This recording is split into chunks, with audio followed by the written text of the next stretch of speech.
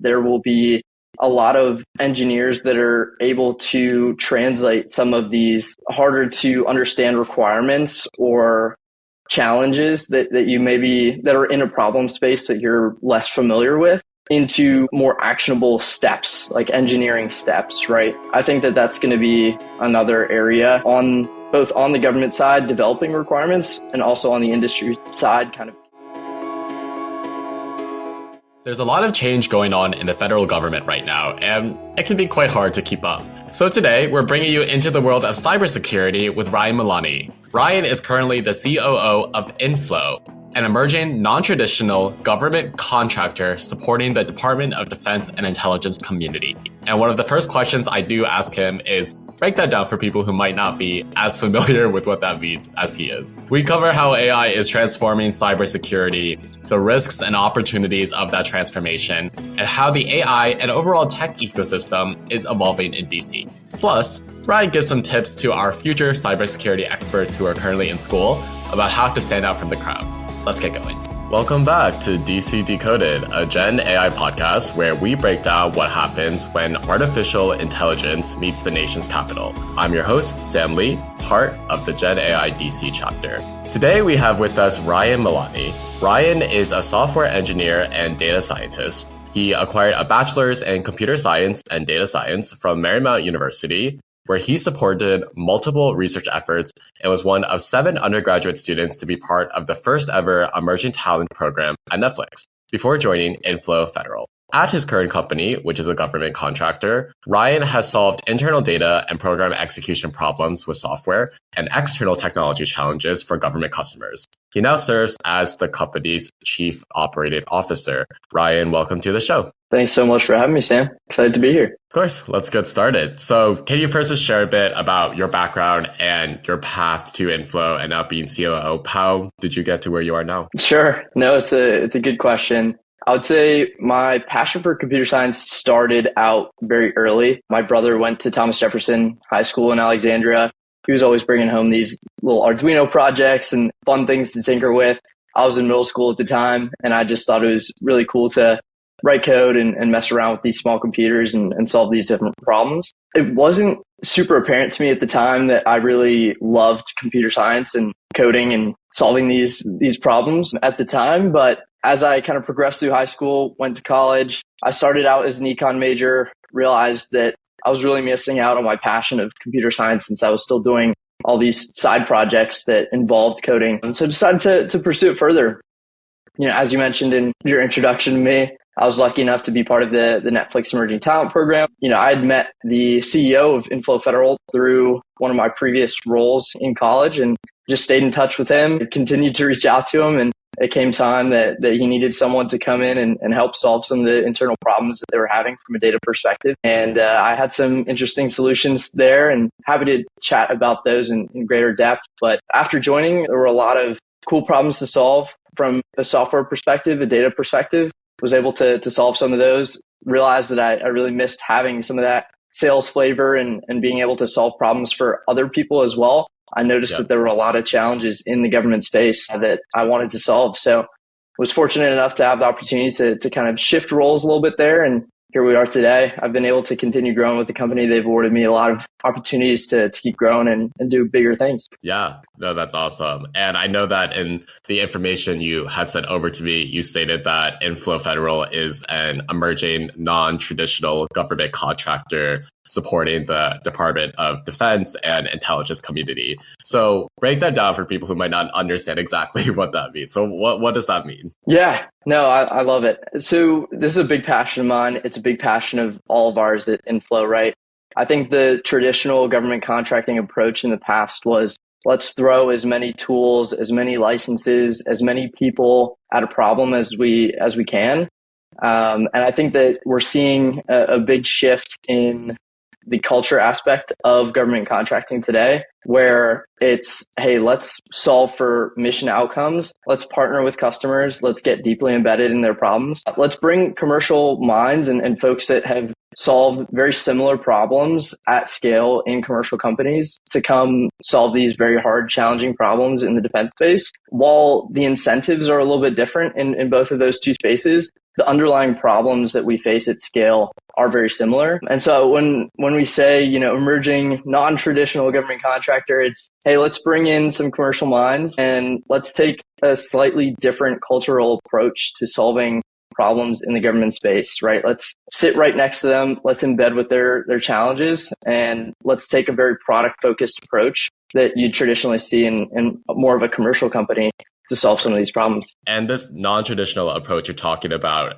has this been a more recent trend, or has it been years, maybe decades in the making? Like, when has this trend been taking off and growing? Yeah, I would say that there has been a lot of traction in the space within the last few years, but it's definitely not a movement that is super new either, right? There are lots of companies that kind of entered the space 20 or so years ago. Palantir being one of them, right? They entered the space over 20 years ago, and their big thing was, let's bring the Silicon Valley tech culture to the Pentagon, right? And so it was a movement that maybe started a while back, and it's started to get a lot more traction. There's a lot more receptiveness from the government to kind of adopt the Silicon Valley mindset, if you will, and culture, tech culture. And so, we have been able to kind of take that a little bit of a step forward in the sense of they started out with pure Silicon Valley talent, right? Where they have, just the best engineers coming in to solve these problems. And they faced a lot of challenges on the adoption side, being that, it was hard to fully embed into some of these challenges, right? We take a very different approach in the sense of we have something called the VOP, the Veteran Outreach Program, where we're bringing in folks that have lived in these environments and have lived these problems real time and are able to come in and then, partner with us on the engineering side, partner with the customer on the challenge side and the mission outcome side, and really be able to kind of bridge those gaps. And there's a lot of very talented folks that have done very similar things while they're active duty that can then come to the industry side and continue to support the Pentagon and the mission, and they love doing so, and we love having them. Right. That's awesome to hear. And when you look at what INflow does, like from the website or what we've talked about, we know that INflow has deep expertise in things like cybersecurity, digital modernization. From your perspective, what are you seeing to be like the biggest technological challenges in these areas for federal agencies? You've mentioned adoption as potentially one, but could you talk more about what are the current challenges happening that INflow is addressing? Yeah, absolutely. And I may be a little bit biased here, right? I come from a software and a data science background. That's my passion. That's what I love doing. Right. And so, of course, I personally think that that's the biggest challenge, right? I don't think that I'm alone in saying that, though. There's a lot of folks that are recognizing, even on the government side. And you can see with the Chief Data and Artificial Intelligence Office popping up, Joint Artificial Intelligence Center, some of the bigger programs like the Advana program have exorbitant amounts of data in the government space. And you can do so much collection, you can build so much infrastructure to house all this data. But then what do you do with it, right? How do you transform these petabytes of data, countless data centers all over the globe that house all this data? It's no good unless you're creating something that an operator or an analyst in the field is able to do something with, right? So I think that that's the biggest technological hurdle. I think that AI is going to, obviously I'm very bullish on AI in the government space, right? To be able to solve some of these challenges. I think that from a future hurdle perspective, because a lot of the data science technology and the software engineering methodologies and frameworks and everything, they exist, right? They're being used at scale on the commercial side. I think from a government's perspective, how do we jump over the hurdle of compliance and automated security checks, code vulnerability scanning, doing a continuous ATO? How do we solve these problems to rapidly iterate and develop software and data science products that serve a government customer that we're able to kind of continue to partner with and adopt that same rapid pace of development that you see on the commercial side in the government space, but just in a very compliance constrained environment. Right. And I'm sure that comes up a lot. And can you just define ATO for people who might not be aware of that term? Yeah, of course. So ATO stands for Authority to Operate. It's essentially the green check mark, good to go for a piece of software or a system to be available on a DoD network. Okay, perfect. Thank you. Yeah, let's talk about AI, artificial intelligence. First thing is for you, like, how do you define artificial intelligence? Because I'm realizing that obviously there are like objective definitions, but everybody has their own little take on it. So yeah, how do you view AI? What does that mean to you? Yeah, I would say that AI to me today is more on the non-deterministic side, right? I think that there's a lot that has been developed that I still view as just data science. And I don't mean to say just data science, but, regression modeling, some of the traditional methods of analyzing data that are very deterministic, I see as being more on the traditional data science side, the statistics side. And then a lot of the stuff that you're seeing that has emerged, right, on the generative models, like the adversarial networks that you're seeing a lot of in the government space. You're seeing a lot of large language models coming out from all the different providers, obviously. Everything that's kind of generating content that still has some determinism on the algorithm side, but you can put an input in and get a different output out nearly every single time. That's what I view as AI today. And obviously, I think that my viewpoint on that might shift and change as things evolve, but that's where I'm at today. Right. No, that makes sense. And how is AI impacting your industry? How is AI influencing what INflow does, how it operates? Just give us some details on how AI is impacting your work, if at all. Yeah, no, absolutely. I think it's impacting it insurmountably. I would say that for us as a company, right, I think we're able to adopt a more traditional tech company mindset in the sense of, hey, we can operate lean. We can utilize these tools to augment some of the stuff that humans or some of the lower fidelity tasks that humans are taking on today, and allow and enable those humans that are within our company to do much higher fidelity tasks, right? I think the human brain is too precious to not be spent doing and solving hard problems, right? And talking to people and understanding needs and solving these hard technological problems, or finding the right tech talent to solve these problems, right? I think that the human brain is a lot better at solving some of those problems than it is sifting through spreadsheets and some of the lower fidelity tasks that we're spending human time on today. So I'd say from a company perspective, that's where we're investing a lot of time in building out our AI infrastructure and tooling. And then on the government side, obviously there's a lot of compliance hurdles to get past today. So I'd say that we're still early in the game of being able to implement some of these AI technologies in the government space. But we're seeing a lot of headway and a lot of progress being made on a daily basis. That's really exciting to watch, right? Especially with OpenAI partnering with Microsoft, Azure OpenAI service. It's available now in IL5, IL6 environments, which are classified environments. Don't quote me on IL6. It may not be available in IL6 yet, but it's available in classified environments. And so these tools are being utilized. Scale AI has Donovan. There's some tools that are available to be used. And the more companies that understand how these tools are being used in an operational environment, meaning internal to the company, the better position those companies will be to implement these same tools for a government customer, in my humble and partly biased opinion, right? Right. But I truly believe that. And I think that the more tools that are becoming available and the more that we're able to solve some of these compliance problems, the better position we'll be to solve these same problems for the government. Yeah, looking at like federal cybersecurity as a whole, what do you see are the biggest risks and opportunities that AI presents, like for our general like cybersecurity infrastructure? I mean, I think you could go both ways on it, but could you talk a bit about how AI could help or harm what we have protected us in the cyber world? Yeah, absolutely.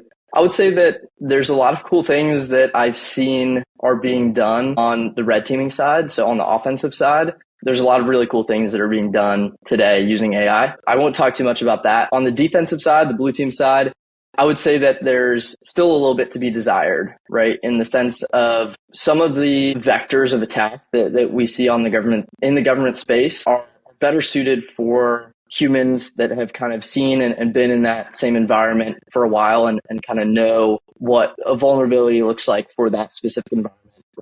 I think it's a little challenging for a non-deterministic system to make some of these decisions on the defensive side today. But I do think that in the future, especially with some of the knowledge graph informed LLMs and some of these, smaller models that are being developed, there's going to be a ton of opportunity for defensive cybersecurity tools to utilize AI. And regardless, I think that AI is a great tool to be used as a second opinion or even a first opinion to then kind of filter out some of this stuff and for, humans to review. Sure. Shifting to talking about the DC region or the DC, Maryland, Virginia region, from your perspective, both from like business policy, maybe even culturally, where does DC currently stand in terms of its understanding and use of AI? Like, where are we now and where might we be going? Like, basically, how's DC approaching AI from your perspective? Yeah, it's a great question. I think that there's a lot of appetite for an understanding of the AI. I don't think that I'm fully confident yet that policymakers and some folks that are less technical fully understand the full spectrum of AI today. But I'm very optimistic that they are wanting to understand on a very technical level how these systems work and how they can be utilized in environments to better the United States' position and, our allies' position as well. And I think that, overall, DC, we obviously have a very thriving tech culture. There's a lot of very bright people here. I think the one challenge that we face here, as opposed to some other tech culture environments across the country, is that folks here tend not to talk with each other as much. That's why I was super excited when the GenAI Collective, Chappie and Catherine and Nate brought the GenAI Collective to DC and have held a lot of these events. I think that that's going to be huge for our community and being able to share knowledge, share information, share what they're seeing on the ground. I know that there's a lot of policy people that come to those events as well. And so I think that's going to be, the next big step for us is just how can we better share information, share knowledge, and come to a consensus where we have tech people, policymakers, mission owners, kind of all meshing together to make these decisions and ultimately drive the mission outcomes that we're looking to have. Right. And I agree that the GenAI Collective events have been great. And obviously, I'm also a little biased there as this is all under the GenAI Collective. But I'm curious, as a quick follow-up then, like, where do we go from here in terms of having like better events or better ways to like bridge that gap that you had mentioned that maybe policymakers have about the full spectrum of the technologies they're dealing with? Like, how does DC improve? How do we get better about having these conversations, sharing the knowledge, and then implementing better AI actions, whether like policy, business, or something else? Yeah, I think that part of it is making some of these systems a little bit more digestible. A lot of the new technologies, new breakthroughs in the AI space are very highly technical. They're very complex. They're difficult to understand if you don't have a technical background, right? If you're not on archive.org reading papers multiple times a week, it's tough to understand some of the breakthroughs that are happening today. So I think that maybe having some folks that are able to bridge that gap a little bit better in terms of bringing some of these very complex breakthroughs as concise and clear and as easy to digest as possible for non-technical folks is going to be a major focus for a lot of folks in DC. I think that there's going to be a lot of companies that are investing a lot of time and resources into people that can do that, that can translate those technical, complex algorithms into easy to read and understand articles. I think that the other portion that would be super advantageous for DC to have would be for some of these events to take place. And granted, I know this would be terribly difficult to make happen, but maybe have some of these events take place in classified environments, in a SCIF, in a secure facility where, we can have these conversations with, amongst cleared people, right? Where there's no fear of information being leaked, but we're still able to bring the right folks together to share information and knowledge. Yeah, that makes sense. And I know that you had also recently spoken to students back at Marymount about setting themselves apart in tech. I'm curious, we've been talking a lot about the current landscape of AI tech working professionals, but for the next generation, what skills do you think are the most important for the next generation of AI and cybersecurity professionals to have. Yeah, I hope I don't sound too much like a broken record saying that I think the biggest thing is for folks to just talk amongst each other, right? I think that, the DC space has a very underrated tech culture in terms of the number of extremely bright people that I run into on a daily basis that are solving very hard problems. And I think that the nature of the work in this area definitely leads to some of that challenge of talking and sharing information, because obviously if the person is not supposed to know what you're working on, then you shouldn't share, right? Yeah. But I think in general, the networking aspect, everybody in DC wants to help one another. It's a very workplace oriented environment. There's a lot of people that want to help the next generation succeed. And so I think for the next generation of engineers is really just network well, come to the events that are available to you and just talk to people, meet people. You never know where your next job may come from. Like I mentioned, the opportunity at INflow arose because of a previous role that I had and me just staying in touch over a number of years with the gentleman that I met. I think that the biggest thing is just network. Be able to set yourself apart from the pack by having tangible articles of things that you've accomplished, right? Whether it be side projects, whether it be, research efforts that you were a part of. Go above and beyond. Everyone can go to school and get a degree, which I know is maybe a spicy thing to say, but I think that unless you are able to translate what you learn in a classroom into, something tangible, it's tough for people to kind of trust that you have that knowledge. And that's why you see the huge rise over the last couple of years of these remote leak code interviews. And now you have people coming in, I forget the name of the gentleman, but who started interviewcoder.io. It's like this entirely invisible piece of software on your computer that will basically solve the leak code problem on the screen for you. So there's just this big rise of leak code interviews, and now there's going to be a big fall because people have figured out how to cheat the system. So it's like, how do you differentiate the engineers that can solve these hard problems? Well, it's, what have they solved in the past, right? So I think having those side projects, having those tangible assets that you can share with other folks is big. And again, just networking with folks to understand what needs are in a company and how you can provide value. Yeah. Free wisdom here, honestly. I have two more questions for you. The first one is, in your experience at INflow, working in government contracting, cybersecurity, OD, et cetera, what are the biggest misconceptions people have? Like, what are the most inaccurate things that have been said to you, either as questions or assumptions? I'm curious, what are the misconceptions that you might want to address? Yeah, I think that one big misconception is that, folks in government are scary, or that they, are very, button up, serious people. At the end of the day, everyone's human, right? I think that we do operate in a very challenging environment, being that, at the end of the day, they want people who can come in and solve the problems that will keep them alive on the battlefield, right? That's a very challenging thing to comprehend. The incentives are very different, right? It's keeping soldiers alive on the battlefield and having an information advantage versus having some monetary outcome in a commercial company, right? So the incentive structure is very different, but I will say that that's a big misconception because, like I said, at the end of the day, everyone's human. While we're solving these hard problems, we still want to have a good time. We still want to be able to have a great team around, have a great culture, bring smart engineers and iterate rapidly.